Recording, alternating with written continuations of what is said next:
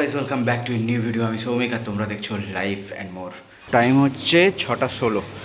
তো রেডি হয়ে বেরিয়ে পড়ছি। বাইকটাই পুরো কোল্ড স্টার্ট করা হয়ে গেছে, লাগেজ মাউন্ট করা হয়ে গেছে। তো বেরোতে একটু দেরি হয়ে গেল, তো কোনো ব্যাপার নয়। তো আজকে যদি কোনো রকম প্রবলেম না হয় দেন মোটামুটি সন্ধ্যে নাগাদ আজকে বাড়িতে ঢুকে যাব বলি আশা করা যায়। তো দেরি না করে চলো এখান থেকে বেরিয়ে পড়ি তাড়াতাড়ি। তো এখানে এসে এই যে ইয়াস পি গেস্ট হাউসে ছিলাম। This is Jahnavi, now is my friend. হয়ে গেছে সমস্ত কিছু। গাড়ির চাবিটা তো সকাল সকাল বারাণসী ছাড়ছি, এখন 6:40 বাজে। তো এখান থেকে ডাফি হয়ে হাই রোড পাবো। হ্যাঁ বেশি দূর নয়, এখান থেকে 5-7 কিলোমিটার মতো ডাফি। আকাশ মেঘলা হয়ে আছে, জানি না বৃষ্টি হবে কি না। তো কাশী হিন্দু বিশ্ববিদ্যালয়ের যে ক্যাম্পাস আছে সেই ক্যাম্পাসের ভিতর দিয়েই যাচ্ছি, মানে তার বাউন্ডারি ওয়ালের একদম বাইরে বাইরে দিয়ে যাচ্ছি। এটা ক্যাম্পাসের মধ্যেই পড়ে, বড় ক্যাম্পাস, এটা বড় ক্যাম্পাস, অর্ধবৃত্তাকার। এটা আমরা ব্যাস বরাবর যাচ্ছি, অর্ধবৃত্তাকার এরকম। আমি যখন যাই এটা দিয়ে যাই। আগের দিন আমি কনফিউজ ছিলাম বলে গুগল ম্যাপ অনুসারে গেছিলাম, তারপরে রাস্তাটা চিনতে পারলাম বলে আমি বললাম ধর এটা দিয়ে কেন যেতে যাবো, এটা দিয়ে ফাঁকা থাকে আর শর্টকাট থাকবে, কোনো জ্যাম থাকবে না।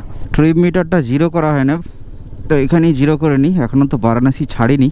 আসার সময় ঝাড়খণ্ড থেকে ফুল ট্যাঙ্ক করিয়েছিলাম, আর সেই ট্যাঙ্কই এখনও পর্যন্ত শেষ হয়নি, রিজার্ভে এখনও পর্যন্ত পড়েনি। আর এখন বারাণসী থেকে বেরোনোর সময় এখান থেকে ফুল ট্যাঙ্ক করিয়ে বেরোবো, কারণ হচ্ছে ইউপিতে তেলের দাম অনেক কম।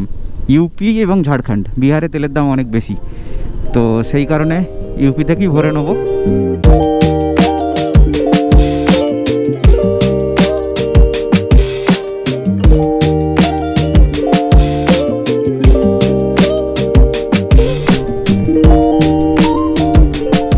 হার্ডলি কয়েক মিনিটের মধ্যেই ডাফিতে পৌঁছে গেলাম। তো এখান থেকেই হাই রোড নেবো। এবারে এই হাই রোড কন্টিনিউয়াস আমি যাব হচ্ছে সিঙ্গুর পর্যন্ত, NH-19 এটা।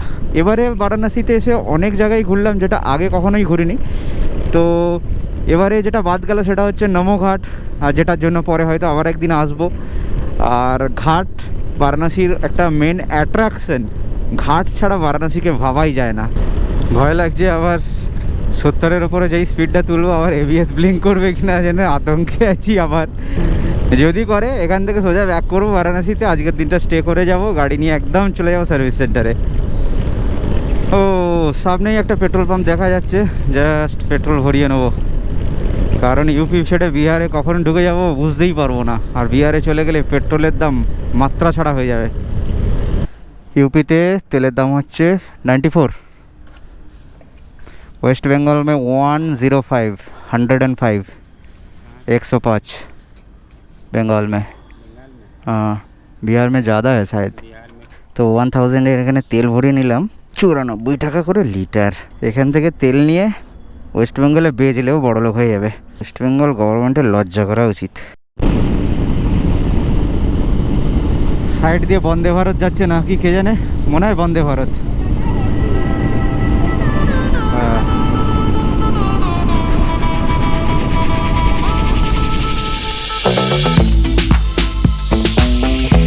এখন বাজে 8:13 আর প্রথম 100 কিলোমিটার কমপ্লিট করে ফেললাম। আর এখনও পর্যন্ত দেখতে পাচ্ছি বাইকে কোনো প্রবলেম নেই। তার মানে শুধুমাত্র যে ABS ডিস্কটা ছিল আর সেন্সার ছিল তার প্রবলেম ছিল, তো ওটা চেঞ্জ করে দিয়েছে সার্ভিস সেন্টার থেকে। এখনও আর কোনো রকম প্রবলেম হচ্ছে না, ভালোভাবে স্পিড মেনটেন করে ভালো ডিস্টেন্স কভার করে ফেলেছি। ব্রেকফাস্টের জন্য দাঁড়িয়ে পড়েছি সাসারামে, আর সাসারামে পরাঠা অর্ডার করিয়েছি। তো আর এখন টাইম 8:48, মোটামুটি আধ ঘন্টার মতো ব্রেক নেব। অনেকক্ষণ রাইড করেছি একভাবে কন্টিনিউয়াস, 100 কিলোমিটারের ওপর রাইড করে ফেলেছি। আর ওয়েদারটা এত প্লিজেন্ট হয়ে আছে এখন, মনে হচ্ছে সাসারাম যেন একটু করে আলাদা করে ভ্রমণ করলে ভালো হয়। কিন্তু বাজেট ওভার হয়ে যাবে, সেই কারণে সাসারাম এবারের মতো হয়তো স্কিপ করছি।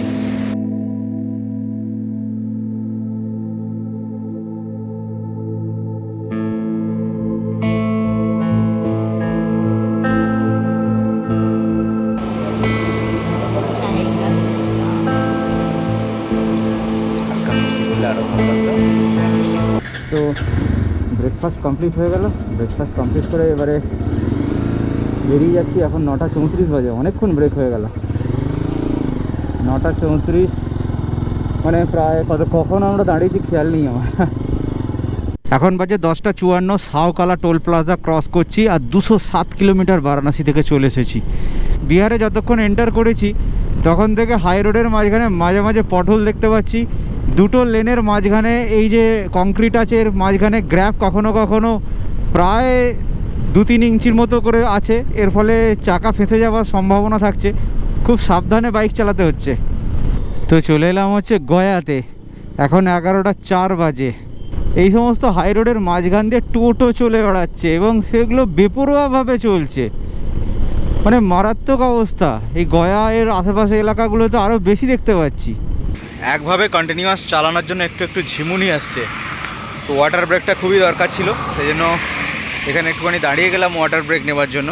একটা পেট্রোল পাম্প থেকে দাঁড়িয়ে গেলাম। আর সবসময় জানবে পেট্রোল পাম্প এবং toll plaza is the safest place যখন সাথে লেডি প্লিয়ান থাকবে। হঠাৎ করে 2-1 মিনিটের মধ্যে বৃষ্টি নেমে গেল, সমস্ত কিছু ভিজিয়ে দিয়ে চলে গেল। এই বৃষ্টির ওয়েদারে পাশ দিয়ে মানে বড় কোনো গাড়ি গেলে তার যে জলের ছিটেগুলো হেলমেটে ভাইজারে লাগে, একদম ভিজিবিলিটি নষ্ট হয়ে যায়। 12:16 বাজে, 287 কিলোমিটার রাস্তা চালিয়ে এখন তিলাইয়া ড্যামের কাছে আছি। আর গোপ্রোর ব্যাটারিটাও শেষ হয়ে গেছিলো, তাই ব্যাটারিটা চেঞ্জ করে নিলাম। আর যেহেতু এখানে দাঁড়িয়েছি, এই সুন্দর ভিউটা একটুখানি তো এনজয় করবোই। পিছনেই দেখতে পাওয়া যাচ্ছে তিলাইয়া ড্যাম।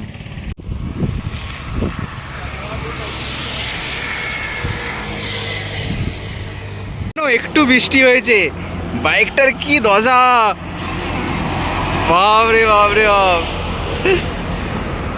12:27, 287 কিলোমিটার তিলাইয়া ড্যামে এখানে 10 মিনিট টাইম কাটালাম। একটু বাইকটাকে রেস্ট দেওয়া হয়ে গেল, জল টল খেয়ে নিলাম, আবার কন্টিনিউ করব।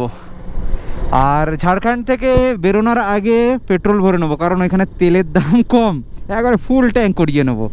ঝাড়খণ্ডে তেলের দাম হচ্ছে 98 টাকা, ইউপিতে হচ্ছে 94 টাকা, আর ওয়েস্ট বেঙ্গলে 105 টাকা প্লাস। যে রাজ্যের ইনকাম কম সে রাজ্য এই তেল থেকে কিন্তু ইনকাম করে। যেমন রাজস্থানের ইনকাম কম, রাজস্থানে পেট্রোলের দাম 115 টাকা 16 টাকা করে। ওয়েস্ট বেঙ্গলের মতো একটা স্টেট, তার ইনকামের এমনই হাল যে সরকারকে পেট্রোল থেকে টাকা ইনকাম করতে হচ্ছে। ও কি খতরনাক ভিউ লাগছে। আর ওয়েস্ট বেঙ্গলের দিকে যত এগোতে থাকছি একটা বৃষ্টি বৃষ্টি ওয়েদার মনে হচ্ছে, মনে তো হচ্ছে বৃষ্টি দিয়ে ওয়েলকাম করবে আমাদের ওয়েস্ট বেঙ্গল। এখানেও কিছুক্ষণ আগে বৃষ্টি হয়ে গেছে, মাটি ভেজা, রাস্তার সাইডে জল জমে আছে। প্রকৃতিকে অসাধারণ লাগছে। এই একই প্রকৃতি যখন রোদ থাকবে অন্যরকম লাগবে, আর এখন মেঘ করে আছে, পুরো অন্যরকম লাগছে।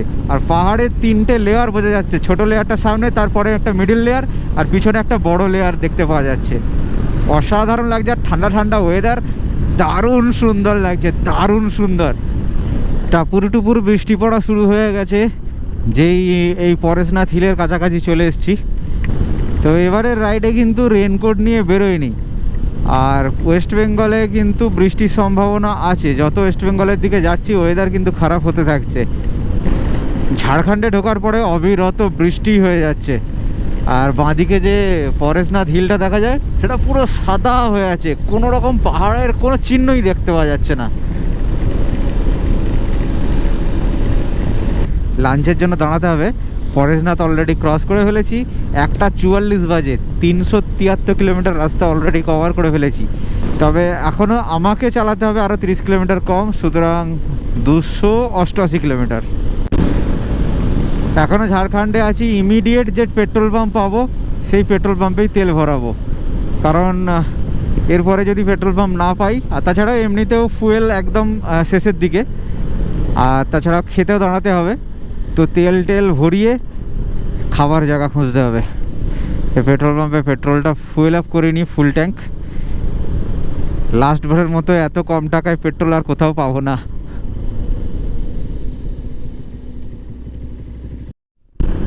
ঝাড়খণ্ডে 98 টাকা 21 পয়সা আজকে পেট্রোলের দাম, তাই একদম ফুল ট্যাঙ্ক করে নিলাম, একদম টপ পর্যন্ত ভরিয়ে নিয়েছি। আর এইদিকে বাঁদিকে দেখো পরেশনাথ হিলের যে বাকি রেঞ্জগুলো আছে, কি সুন্দর লাগছে, উপরে উপরে মেঘ জমে আছে সাদা সাদা। বাইকের তো ফুয়েল আপ হয়ে গেছে, এবার খাওয়ার জন্য কোথাও একটা দাঁড়াতে হবে। কোথায় খাবার পাওয়া যায়? কি লাগছে মাইরি, কি লাগছে। আজ ওয়েদারটা দারুণ ছিল। বারাণসী থেকে রোদ সেরকম পেতেই হয়নি, পুরো ওয়েদারটাই একদম মানে ঠান্ডা ঠান্ডা ছিল। আর এদিকে বৃষ্টি পেয়েছিলাম, জ্যাকেটটা ভিজে গেছে সেরকম। এখন যে হাওয়াটা লাগছে না, একদম ঠান্ডা ঠান্ডা কুলকুল। এই আবার বৃষ্টি শুরু হলো যে। হাই রোড দিয়ে যাচ্ছিলাম, আর হাই রোডের ঠিক নিচেই এই এখানে একটা রেস্টুরেন্ট আছে। খুব খিদে পেয়েছে, সুতরাং আর ভালো লাগছে না, সেই জন্য আবার ব্যাক করে হাই রোড থেকে ছেড়ে নিচের দিকে এলাম। দেখা যাক কি খাবার পাওয়া যায়। চলো চলো চলো চলো চলো, দেখি দেখি দেখি দেখি দেখি দেখি এখানে লাগাই। ভাত, ডাল, একটা মিক্স সবজি, আর সঙ্গে মাছ নিয়েছি। আমাদের লাঞ্চ শুরু হয়ে গেছে, তো লাঞ্চটা ফটাফট করে নেবো। এতটাই খিদে হয়ে গেছে আর থাকতে পারছি না একেবারে। তো টোটাল আমাদের এই লাঞ্চের বিল হচ্ছে 760 টাকা সমস্ত কিছু নিয়ে। সানি পাঞ্জাব হোটেল। তো এখানে লাঞ্চ কমপ্লিট করলাম। তো এখন 3:04 বাজে। এখানে বেশি টাইম নষ্ট করিনি, একদম তাড়াতাড়ি, যতটা সম্ভব তাড়াতাড়ি আমরা করেছি। ওই মোটামুটি 45 মিনিটের মতো টাইম লেগেছে। তো আর একটু পরেই ধানবাদ ঢুকে যাব। আর এখন আমরা ব্যাকে যাচ্ছি, অ্যাকচুয়ালি এখান দিয়ে ঢুকে মেন হাই রোড ধরবো। এদিকের রোডটা পুজোর জন্য ব্লক করে রেখে দিয়েছে। তো আর মোটামুটি 5-6 ঘন্টা লাগতে পারে, অর্থাৎ সন্ধেবেলা 6টা সাড়ে 6টার মধ্যে আশা করছি বাড়ি ঢুকে যেতে পারবো। তো দেখা যাক কতক্ষণ লাগে বাড়ি যেতে।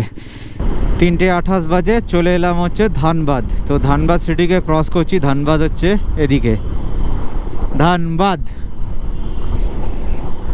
The diamond city. আর একটু পরেই ওয়েস্ট বেঙ্গলে ঢুকে যাব। তারপরে রানীগঞ্জ, আসানসোল, দুর্গাপুর, বর্ধমান হয়ে পালসিট হয়ে সিঙ্গুর, সিঙ্গুর থেকে একদম গো টু হোম। অনেকক্ষণ ধরে একভাবে রাইড করার জন্য হেলমেটের ভিতরে কানের মধ্যে সেই যে বাতাসের যে আওয়াজটা হয় না, সেই আওয়াজটা কানের মধ্যে সবসময় বাজতে থাকছে, একটা মনোটোনাস সাউন্ড তৈরি করছে। নেক্সট টাইম যখন বাইক চালাবো হয় কানে তুলো দিতে হবে, আর না হলে কানে এক ধরনের ওই ইয়ারবাডস টাইপের এক ধরনের পাওয়া যায়, কানের ভিতরে রাবারের মতো জিনিসটা ঢুকে থাকে। তো নয়েজটা অনেকটা কম আসে বাইকের, বা ওই উইন্ড নয়েজটা যেটা হেলমেটে লাগে সেটা অনেকটা কম আসে। ওই 250-300 টাকা মতো দাম নেয় মেডিসিন শপ থেকে কিনলে। তো একটুখানি খোঁজ করে দেখতে হবে আমাকে, খুব প্রয়োজনীয় বুঝতে পারছি। এখন 4:06 বাজে। 463 কিলোমিটার রাস্তা ক্রস করে চলে এলাম ওয়েস্ট বেঙ্গল বর্ডারে। আর এখন জাস্ট ক্রস করবো হচ্ছে চিরকুন্ডা। এই রাইডের এক্সপিরিয়েন্স দারুণ ছিল, তবে প্রত্যেকবারের তুলনায় রাস্তা এবারে অনেক ভালো। আর বাদিকে মাইথন ড্যাম, আর চলে এলাম ওয়েস্ট বেঙ্গলে।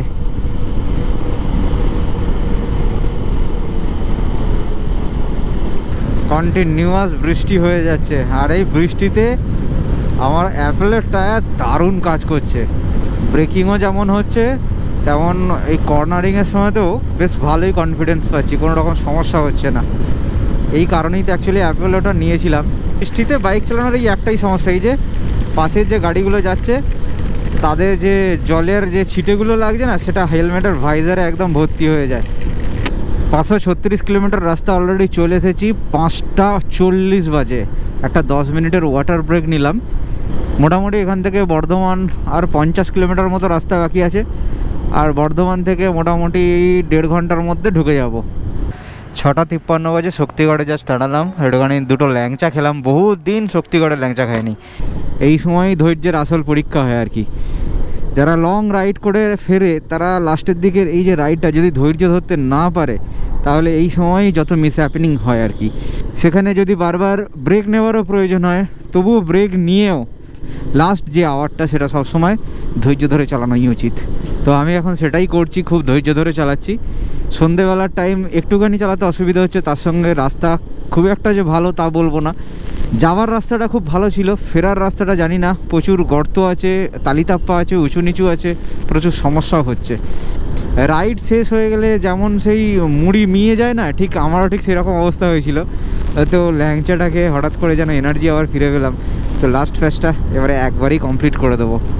লাস্ট মুহূর্তে রাস্তা যেন শেষ হতে চায় না, কি ধৈর্যের পরীক্ষা, বাপ রে বাপ। শুধু চলেইছি। বৈচিক গ্রামে এদিকে একটা ঝিকিমিকি কারখানা, চারদিকে সব আলো জ্বলছে, হেভি সুন্দর দেখতে লাগছে।